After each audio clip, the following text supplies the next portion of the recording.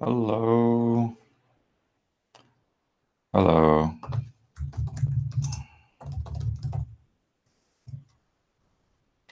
So just checking the audio here. Okay. So how's everybody doing? Let me just make sure I can hear myself. Okay. Yeah, great. So just want to say so far, hello, Gosha, Sarah, Camilla, Tatiana, Aiko, Maria. Wow, it's a great mix here on somewhat short notice because I wasn't fully sure what my teaching schedule was going to be if I had to give another lesson morning my time, but this time ended up being available. So I was checking on that and then getting the email ready for based on some of the things that I had heard in the recordings that several of you had made for day 25. So I think that's what I really like about collaborating here, getting your input, is that you all have a lot of very good insights about what works for you, what makes your time more effective, more efficient, and then which things seem to be obstacles or things that might get in the way for the practicing or so I just want to go through a few of the things that I had covered in the mentioned in the email and go into a little bit more detail there. So I'm just going to get these windows side by side so I can also see your comments as well. So let me just get that there. Okay. I have to turn off the audio here on WhatsApp. Okay, great. Okay, so there's that.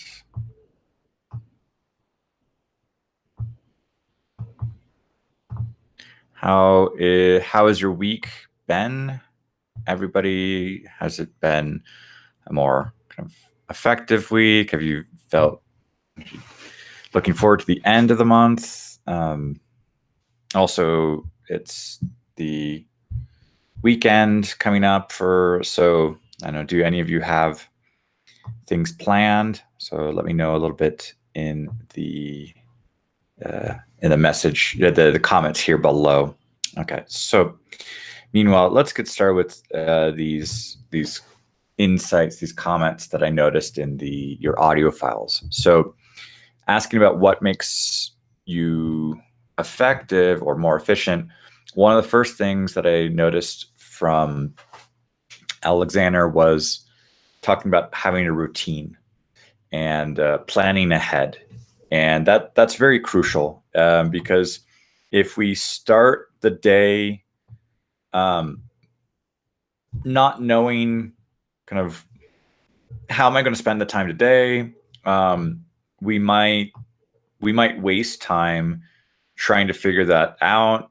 Our mood might fluctuate. So the things that you plan for the day before, there is a risk that you might wake up a bit tired, a bit lazy, and just decide to postpone something or put it off for another day. But when you make a schedule and you stick to it, there's a better chance that you're going to pull through and go through those actions, because it's very tempting to think, oh, not today, tomorrow. I've been doing that a little bit this week. My wife wants to get me back in shape and do some exercise videos. And she's like, okay, today we're watching this video, we're going to do that. And I unfortunately keep saying, I'm tired, or I just finished a long day of teaching. Tomorrow, let's do it tomorrow. And then tomorrow just again becomes tomorrow. So be careful with if it doesn't get planned and if it doesn't get scheduled, there's a risk of postponing and procrastinating. And usually what happens in our head, if we're procrastinating, something just feels bigger and bigger and bigger to the point that we give up.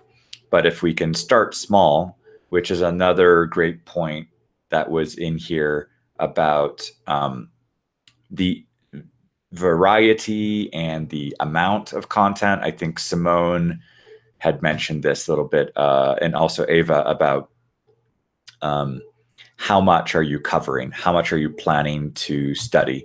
And if you are trying to plan too much content to do, like an hour or an hour and a half or 2 hours, and all the reading, listening, speaking, writing skills, you might get overwhelmed at that thought beforehand, and it might feel like it's much bigger than it really is. So I think Ava had a good point about aiming for a minimum, and I've heard somebody else for the in terms of exercise, physical exercise, trying to push themselves to just do one push up or one sit up as a way to start small and then work their way up to a full routine. So if they can get themselves out of bed and then start small, that will give them that momentum. I've seen other people like writers talking about, well, let's just write one paragraph. And then while we're here, why don't we write 2 paragraphs? And then eventually maybe setting a timer for, okay, I'm going to work on this for 20 minutes, or I'm going to work on this 30 minutes or an hour. And then eventually it builds up, it accumulates. But for some reason, if we say, I'm going to do this for an hour and I'm going to do all of this work, I'm going to write 1,000 words, there might be a sense of it's too much, I can't do it. But when you do it in a bite-sized, manageable amount, there's a better likelihood that you will follow through with that work. Let me know a little bit how you feel about that, of how much do you, in terms of planning, how much planning do you do? And also the what kinds of exercises do you try to do in one sitting? Do you try to do all of the skills like reading, listening, speaking, writing, grammar, vocabulary, or do you make a session targeted for one skill set, or do you do multiple sessions throughout the day? I'd like to hear a little bit what works for you. And another thing that I was noticing with those exercises and content, a great comment from Galina about the variety, because when we do the same thing over and over again, maybe from the same exercise book or the same method book, there's a risk that we could get bored by that material. This last month, these last few weeks, I've been trying to use Duolingo on a regular basis, but now I'm recognizing certain types of exercises that keep coming up, and they're starting to feel, in terms of the exercise format, it feels a bit predictable, and I feel like I'm only learning one. Like, I'm really learning how to translate from Russian to English, and from there, I'm also really just getting good at putting English words in order, because I can understand a sentence in Russian, and then at the bottom I have the words, so I might not necessarily really be focusing on Russian there. I'm really looking more at English and its passive understanding of the Russian word. So If that were my only exercise for the day, it would be very minimal. I would feel like I did not get a full workout. It would be just, I go to the gym to warm up and then leave. And that would not be so effective. I think there has to be other things that build on an exercise. So realize kind of what things are you doing to warm up, what things constitute like actual, like pushing you a little bit out of your comfort zone, getting you to practice something. In this case with Duolingo, it feels passive because I'm going into my native language as opposed to really pushing the target language, which I want to be writing in Russian, or there is the microphone where I can speak in Russian, but I would like to activate those skills more, or going from English to Russian for some of the skills. And I think this is one of the reasons why I would like to program my own kind of apps or tools where I could select this kind of active, passive, and which skill am I looking at? Am I looking at reading? Am I looking at listening, or translating? So be aware of what kind of skills are you working on, and is it passive in terms of going into your native language, or looking at, do you recognize something, or are you being pushed to produce the language, write it, speak it, translate from your native language to the target language? Those things will be a little harder, but they will be a much more active workout. Let me see a couple more comments here. So there's a question here about the TOEFL. Oh, okay. So I'll probably have to make a video or some feedback session about the TOEFL. This session here for today is mainly about the speaking challenge, the 30-day speaking challenge, and some observations about general language learning. But the reading questions, I don't yet have the details about which specific ones are being eliminated. I just know that the number itself is being reduced from about 14 questions per passage to 10.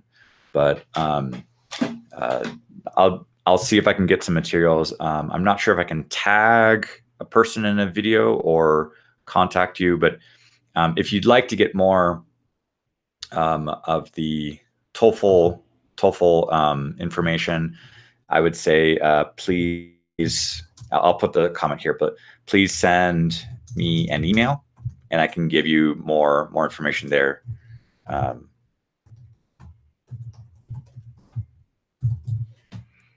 Yeah, so please send me an email about the TOEFL, and I can give you more specifics there about the upcoming changes. Okay, so another comment here from Tatiana about today I was chatting. Yeah, one type of exercise, then a practice with Duolingo, memorize. Later I will watch a series in Spanish and another type of exercise. Okay, and I gave another chance to the Memrise app, yeah, for new phrases.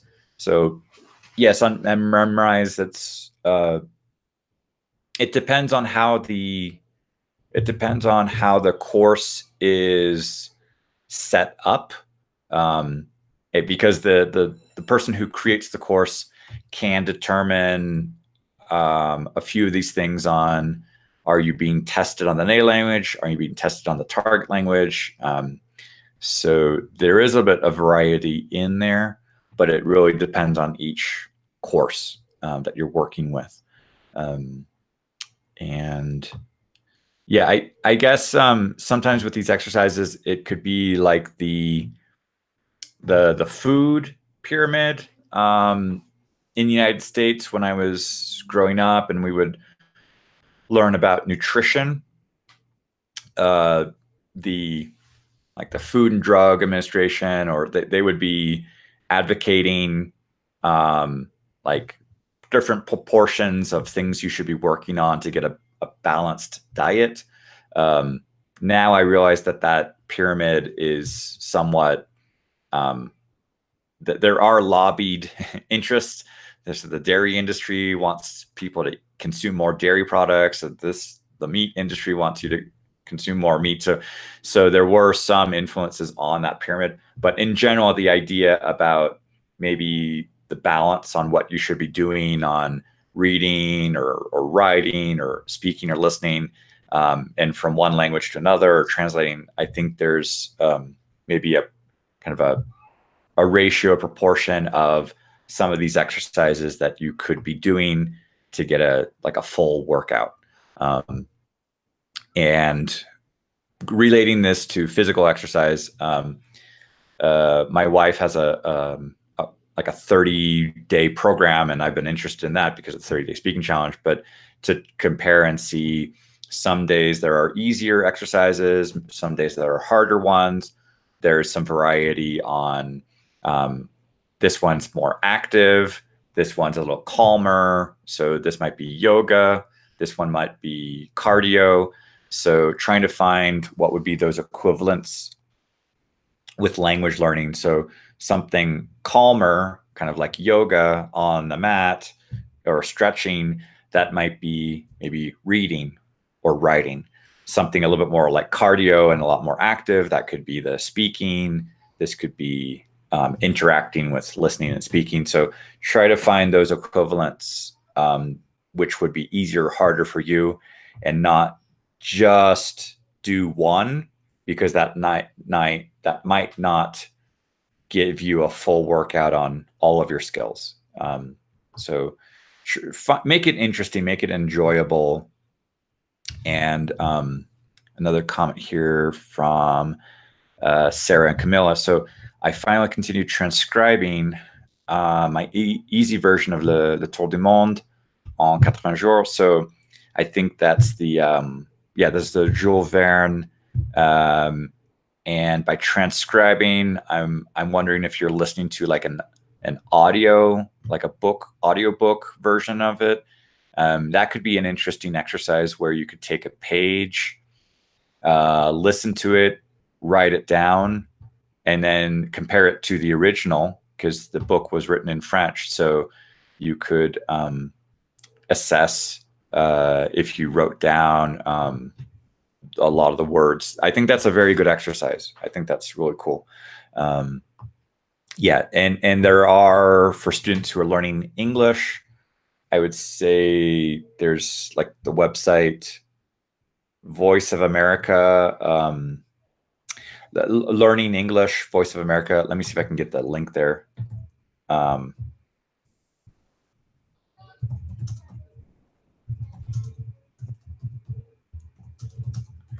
Just one second.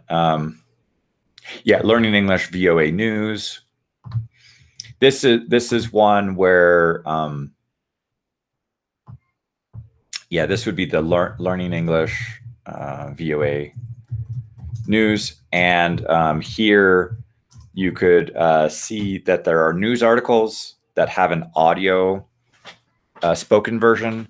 So an exercise you could do with that is, don't read it, but maybe listen to it a couple times, and then maybe try to write down, take notes on it, or try to write down transcription, try to get the sentences, and then go back, actually look at the article, and then see how well you did on spelling, on the punctuation. So that's something you do. Another website I use with students, this Breaking News English. This has short, like 2 paragraphs. It's a summary of news events, things that are trending, and that might be international or universal topics that could be of interest. And from there, you could again take some dictation. There's an audio version in different speeds, so you could listen to that and then try writing down or taking notes. Also with TED Talks, and there's a transcript for many of those. So I would listen to it, maybe take notes, and from there, double check, see what you did. For the students who are working on like an exam, like for example, TOEFL, the TED Talks can be a good way to test your note-taking skills. For the TOEFL, I wouldn't recommend doing transcription where you're writing down every single word in the sentence, because note-taking is not meant to be transcribing. It's meant to be getting brief ideas. But you can balance those two activities to test your listening skills, test your spelling skills, test your grammar, and then double check because you have the, let me see. Unfortunately, there's somebody I need to remove from the chat here.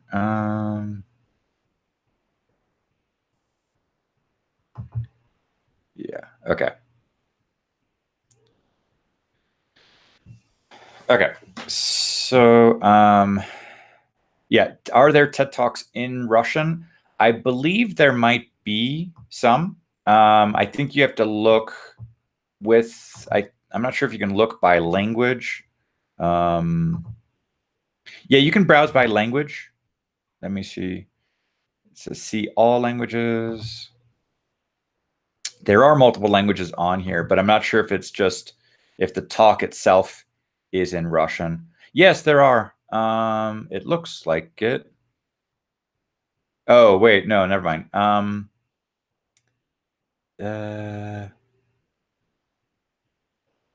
Maybe, but some of these people's names are still English speaking names, so I'm not sure if it's just that the title of the talk has been translated and that there might be subtitles. I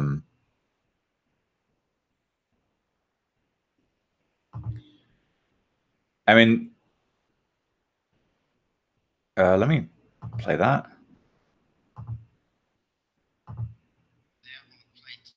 No, it's for example, this one is still in English. It has a translation.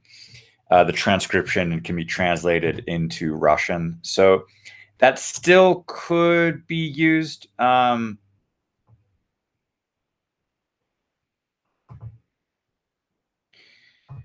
Okay, and okay, so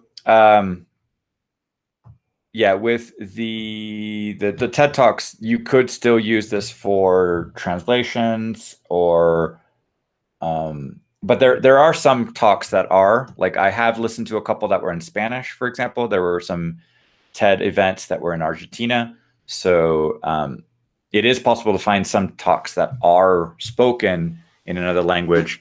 You may have to look for it. I'll take a look at the website a little bit more to see if it's easier to find the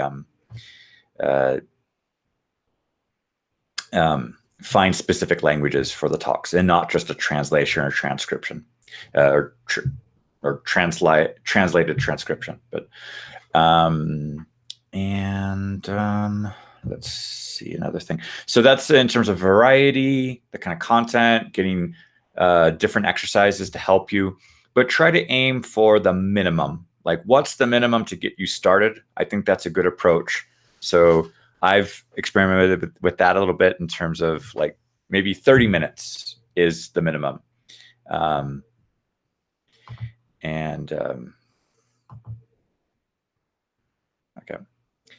great. Okay, so with the, what else on here? The difficulty level. This was an interesting comment from Alexander and Simone. And I mentioned that there was a website called Engaging English. So for the reading content, they do a test and they have something called a Lexile measure. And this is trying to determine your reading level and how many words or standard words and above that you would probably be recognizing. And then they would be giving you the recommendations for articles that would be just above your current level. So that would be pushing you a little bit out of your comfort zone, or just above it. So as Simone was mentioning, looking for about 80% comprehension. That means that you'll still be able to understand the majority of the content, and then you can guess from the context the other words that you didn't understand.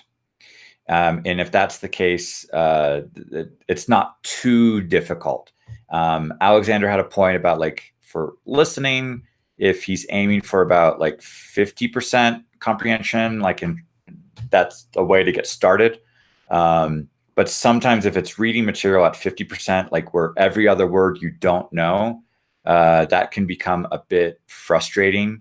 So you do want to aim for like a higher percentage where you're understanding the text or understanding the audio. If everything is understandable, then perhaps that becomes too easy. So you do want to find this balance on a little harder, but not so hard that you get overwhelmed. And also keep in mind, what would you be doing in your native language? So what are these, what kind of content is stimulating or interesting for you? So if it's history, if it's travel, is it self-help? So try to find some of those similar topics that would help keep you interested. Because if you do something that you consider boring, or just that you would not talk about this in a conversation with a partner, then that just might discourage you from practicing.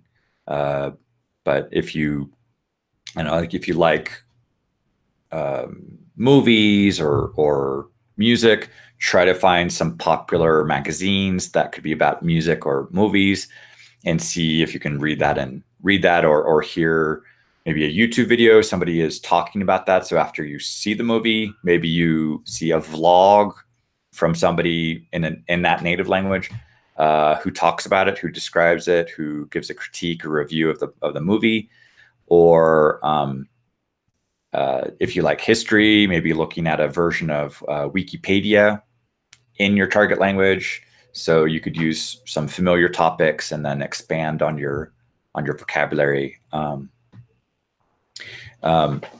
One thing we haven't really discussed too much in the speaking challenge, but if there are people who are willing to help each other out, you could take some texts, which could be like a book. Like right now, Sarah is reading an audiobook of a French novel, but perhaps if there's a language where maybe there's less content available for audio, maybe we could swap reading out loud. So if somebody finds some news articles that they would like somebody else to read it, perhaps we could swap. So as for example here, I just mentioned the Learning English and the Voice of America, or the Breaking News. If there was a version of something similar to that, like for Russian, that would be great. But if a Russian speaker could, maybe if I gave them a news article that I thought I would be interested in reading, something about history or culture, and they could make a recording of that for me, then that could be something I could listen to for the pronunciation, and maybe also do these dictation exercises if I had not yet fully read that article. So if you can find people you can swap like an audio file of a reading, that could be something that could be helpful. And getting to another question here. Also Tatiana asking about any way that would be good for practice listening. Camilla had some interesting comments, what she's doing with the input for maybe like listening, making a playlist. For example, NPR News is a good one for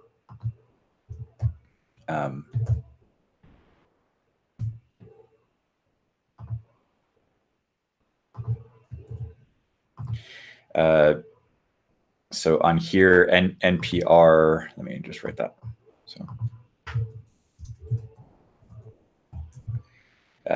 also for people who are in the United States, you can usually get these news updates on public radio. If I have the Amazon Echo Dot, so like if I say her name right now and I ask her for a news update, she will play the 5-minute. She'll play the 5-minute NPR audio, but I'll just do that first. Amazon, sorry, Alexa, give me a news update.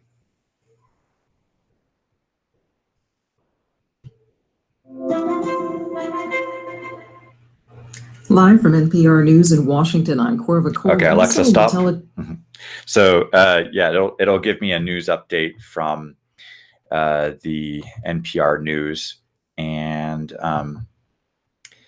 so that okay. So you can use, if you had something like that, you could do that, or on their website you can get the news updates from there. So with audio input, find something that is manageable. So this one, and the other thing with that is it's not just testing your listening skills for pronunciation exercises or I don't know what other things would be in listening exercises, like in a method book or a language book, but this is real life listening. So you are like with the news, you're being aware of, you're using the language to learn something new, which is being updated about current events. So it's not just learning about the language itself, it's using it. And finding ways to do that could be also like a weather report. Okay. So, and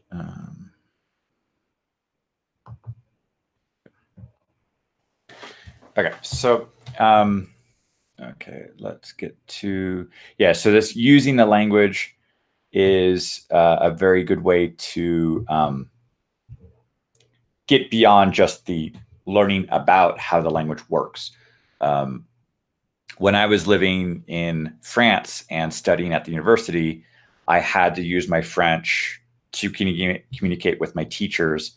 And I had either the choice of taking a French language course where I would have been with other French learners. But I decided to use French as the language of study and study other things, which were like French literature or music. And there I feel that my language skills got even better because I was actively using the language, not just learning about the grammar or learning about vocabulary. I had to use that. Okay. Okay. And okay, moving on here. So the difficulty level, how you're using it, the variety of input, finding ways that you can have audio that you can do. And with the kind of doing chores and listening to a playlist, that allows you to kind of multitask. Just find what's manageable for you, because if you are getting distracted and you're not able to focus, then your retention might be less. But if you're doing something like a chore, a task at your home where it might not require a lot of attention, so I don't know, washing dishes, it's a bit repetitive, or cleaning the floor. So some of these activities that might not require a lot of attention itself, you can move your attention to a playlist of some sort, and so music or news, and I think that's what Camilla was mentioning in her audio file. Fatima had some good comments about the distractions. So with that,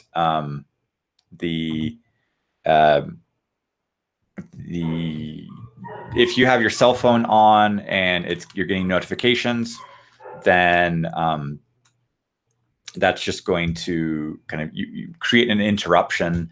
Or if you're going back and forth, so you're trying to concentrate on notifications and you're trying to concentrate on what you want to do, that can interrupt and break the flow, so that study session might not be as effective. So you might want to put your phone in a separate room, or actually turn it off, or on something, set a timer for like 30 minutes on another device, maybe like an egg timer, and then keep your phone off. And then 30 minutes later, then you turn it back on. But sometimes with distractions like notifications or certain browser tabs, that can interrupt your flow or your focus and attention for your practice. So try to find a manageable amount of time, if that's 30 minutes or if you can do an hour, to see what works. And deadlines. This was an excellent point that Elena had mentioned, and I hear this also in my kind of business work of teaching or trying to create a project, or even the daily emails that I send out. Like I'm sending something each day. I wish I had more of a fixed deadline to say, okay, this will come out each day at the same time. Some days things are a little different, and sometimes I want to be able to listen to some of your audio files and give some feedback on that. But setting a deadline, if we don't really set a deadline on some stuff, it just keeps developing and keep going. And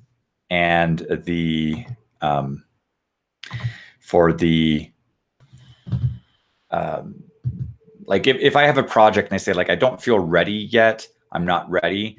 From there, this sense of readiness just might not happen. So, but if you set a deadline, there's a different kind of reaction that happens in terms of, it's not ready. It's not ready. Now it becomes, okay, I have this deadline, let's say August 1st.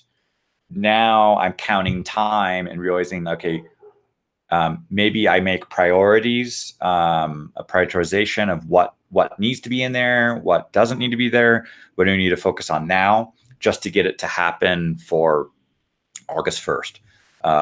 So that would be a different mindset in terms of like, well, if I'm ready, maybe I'll do this then. But if we just kind of draw a line in the sand and say this has to be ready by then, there's a different type of reaction in terms of you start looking for solutions to make it happen for that. Okay. So deadlines are really important. That could be daily. When I was able to get started with the concept of the 30-day speaking challenge, when I was taking part in the Add One challenge, my deadline was like, before I go to bed, I will make a recording. And then doing that each day, that's what contributed to this concept of like 30-day practice.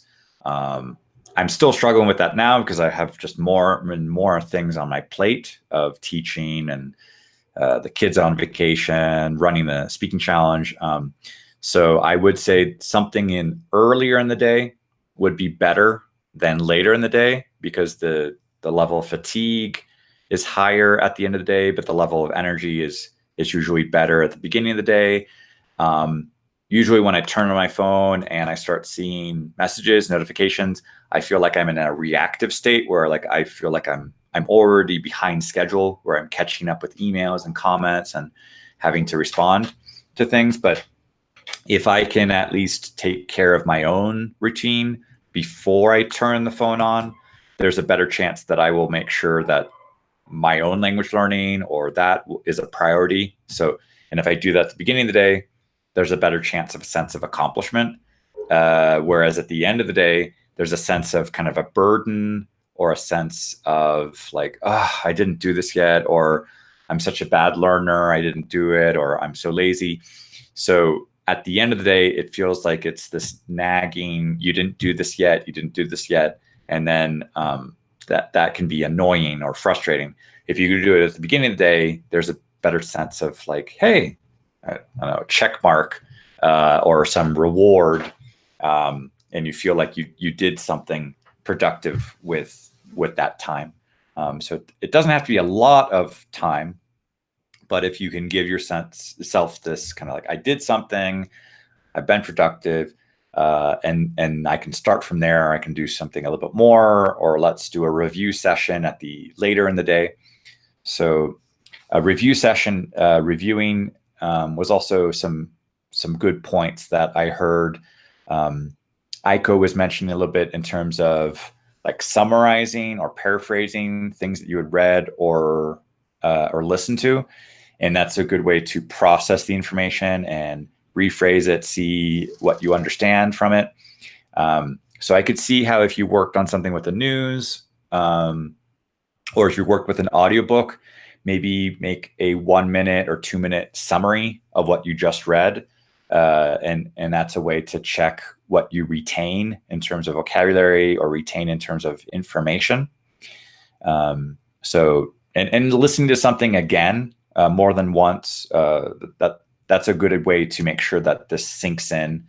Notice that in your native language, you usually don't just listen to things only once. You might need to hear this a few times for something to sink in. You might need to see it from a different perspective to get a full understanding of something. So just expecting that you hear something only once in a foreign language, that might not be enough for getting used to the pronunciation, getting used to the grammar, getting used to like intonation patterns or like the way things are phrased.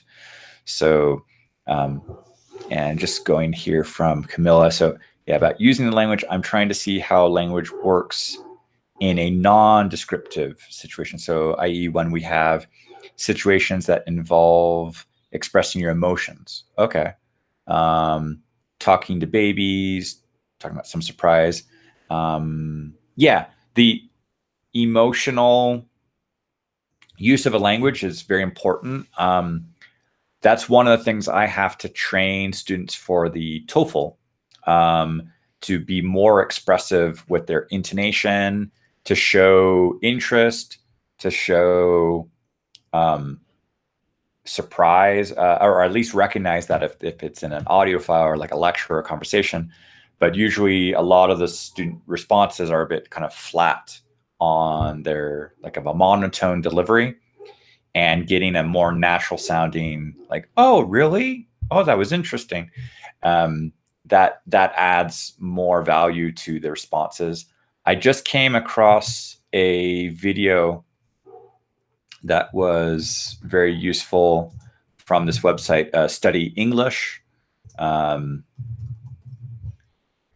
let me get this video link here. I found this to be, this was a helpful video. You might want to take a look at this one. So this was intonation patterns. This is a Study English Series 3, Episode 12. And these had some things on the ups and downs and showing surprise, showing interest. Those are very important to work on for English there. And anything else I didn't quite cover here, but yeah, we were looking at the variety, the difficulty level, distractions, multitasking, setting deadlines, creating a routine, reviewing what you've done.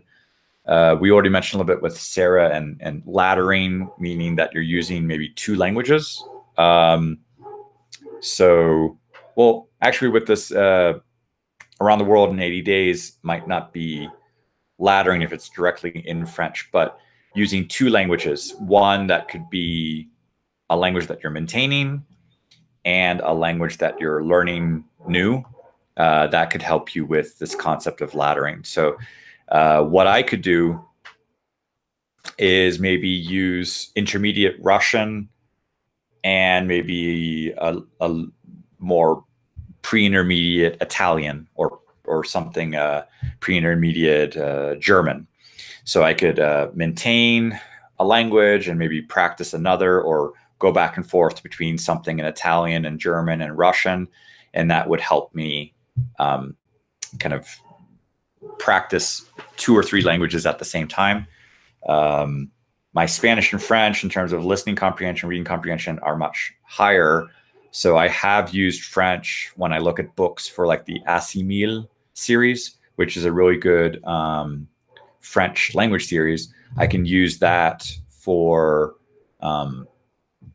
learning other languages. So if I wanted, I could take an Assimil book for Russian and look at that material. So those are a few ways to kind of combine and see, or take a tour book. Maybe there's a tour book of where you live, but it's designed for people from another country. So when I used to live in Paris, I noticed that there were lots of tour books when I would visit like Versailles Palace or the Louvre or just Paris itself. There would be books that would be in other languages. So I could sometimes take a look at the tour book for Paris in Russian, and I recognize those places, and I could learn some things on how it's being described in Russian. So that's a way of taking some familiar content and taking maybe a target language and maybe looking at it from another perspective. If you, for example, live in Brazil, maybe you could find a book written for tourism for English speakers, and that could be a way to absorb some more English phrasing about familiar content. And what else on here? So communication, I think, yes, this was also a very important part of this, of practice what you're using, practice what you're learning, find language partners, find teachers you can work with, find exchange partners who you can talk to within the Speaking Challenge, swap contact information or swap feedback. We have the Facebook group as well, where you can connect with people, and or here within like these little comments on YouTube, you can maybe connect with somebody to say hi, and but you use what you're learning, practice it with other people. It's very important to not just learn the language in a bubble or in a vacuum, but practice it, use it. So yeah, ultimately language learning is about communication. It's not just the mental exercise. I mean, if it were just mental exercises, we could just be doing a Sudoku or doing a crossword puzzle. But languages are meant to be spoken and used for communicating with other people from around the world. So try to practice them as much as you can in a conversation. These don't have to be long conversations. They could be 15, 20 minutes. You could start by also exchanging audio files through things like WhatsApp or Instagram message or Facebook Messenger. So you can also exchange those audio files and then get into like an audio chat, conversation, audio call, voice call, or video call if you're comfortable on camera.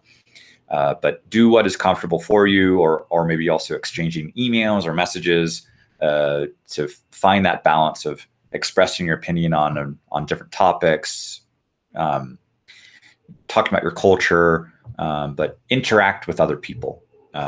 That's really important for this language learning. Like that's, I think, one of the most important parts of the activating the language. Okay. So I'm going to probably wrap up here for today. We're kind of covering a lot of these points that were in the email for day 26. And this is based on lots of great insights that I had noticed for the day 25 topic about what works, what makes you efficient. So it's the variety, the amount, too much, too little, the right amount for you, the difficulty level. So is it not too easy, not too difficult? Handling distractions so you can stay focused on what you're doing, Or if something is not requiring a lot of mental concentration, you can multitask, maybe listen while you're doing chores at home or listen while you're commuting to work. Give yourself a deadline to make sure you get things done as part of your routine. Try to plan ahead what you want to do for the next day.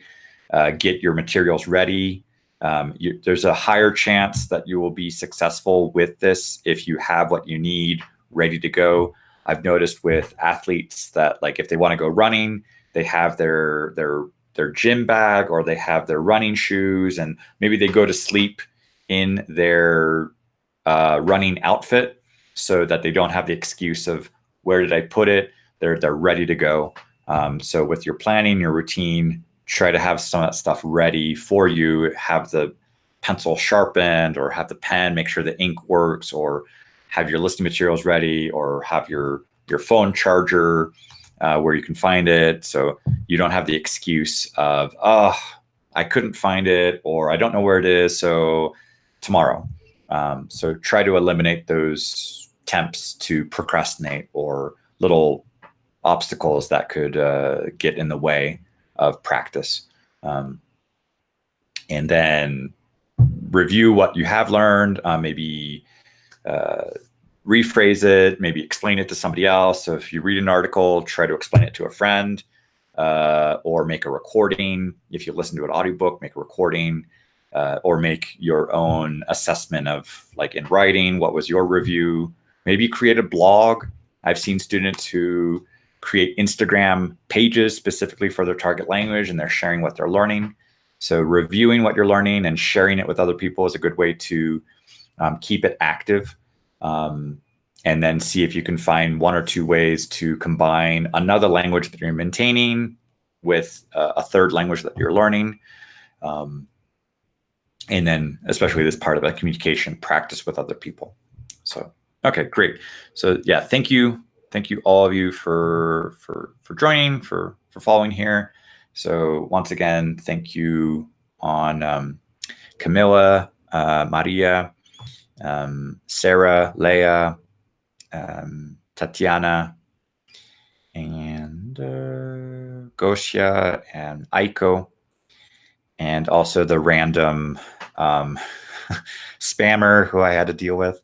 That was fun, trying to get rid of those comments. But so yeah, new distractions while trying to speak. But okay. Yeah, and here Camilla talking about my presentation for Langfest. Yeah, so I'm getting this, that, yeah, that'd be a good things to mention on the general ideas that I want to put in there. So that would be a good test for me to practice a few of those things, and also things to include that I might not have noticed. But so thank you, all of you, for your participation in the challenge and joining here in this video. The schedule was just a little unpredictable this week to know when exactly I could do this, but thank you for being here. I definitely appreciate that. And so hopefully you'll have a great rest of the month as we wrap up the July edition and get ready for August. And definitely my presentation for Langfest is my main focus for these next few weeks. So great. Okay, so be in touch with the emails and looking forward to your audio files. But have a great day, afternoon, evening, wherever you are, and make it a good one. And have a great weekend coming up.